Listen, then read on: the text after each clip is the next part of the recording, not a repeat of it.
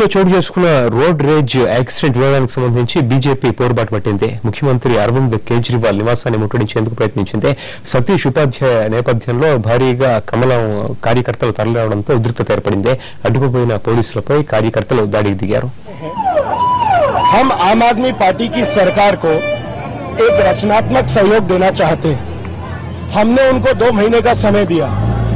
हम सोचते थे कि जो जनता को वायदे किए थे वो वायदे वो पूरे करेंगे, लेकिन जिस प्रकार की गुंडागर्दी, जिस प्रकार की दिल्ली की आम सड़कों पर एक पिता को उनके बच्चे के सामने जान से मार दिया गया।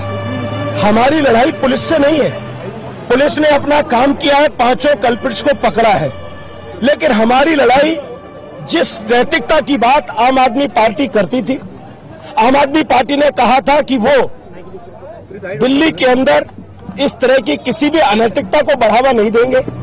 हमारा आरोप है और हमारा स्पष्ट आरोप है कि जिस मंत्री के इलाके में, जिस विधायक के इलाके में इस घटना को अंजाम दिया गया, उनके पोस्टर्स लगे हुए हैं, उनके बैनर लगे हुए हैं।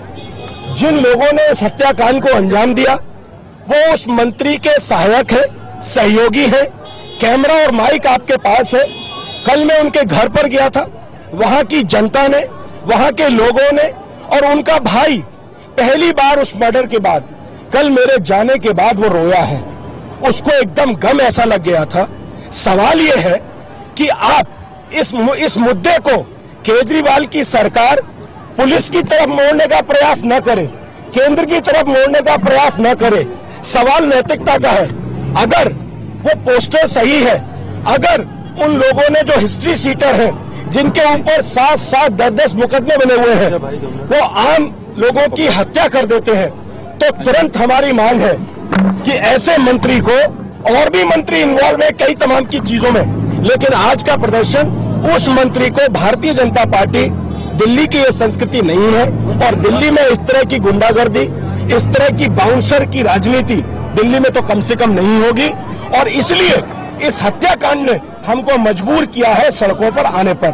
अगर ये चीजें नहीं रुकेंगी तो भारतीय जनता पार्टी लगातार इस तरह के संघर्ष जारी रखेगी। वहां तक जाने नहीं दिया गया है तो हम तो केजरीवाल साहब को मिलना चाहते हैं, उनको नैतिकता के बारे में बताना चाहते हैं, उनको वो ये कहना चाहते हैं कि उन्होंने तो दिल्ली के अंदर परसेप्शन के आधार पर तमाम तरह के आरोप लगाए हैं।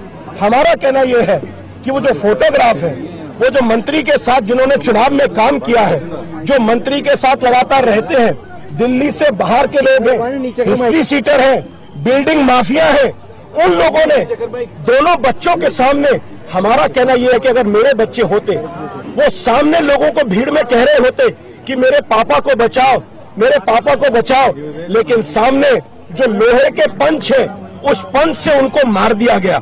और जब बच्चा FIR लिखाने के लिए गया, कंप्लेन करने के लिए गया, बच्चे को मारा गया।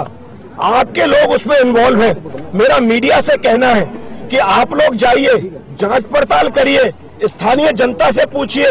हम नहीं कह रहे, वहां की जनता कह रही है कि वो आम आदमी के साथ चुनाव में, चुनाव के बाद पोस्टरों में इससे बड़ा प्रमाण देने की आवश्यकता हमको नहीं है। और इसलिए हम चाहते हैं कि ऐसे जो संदिग्ध मंत्री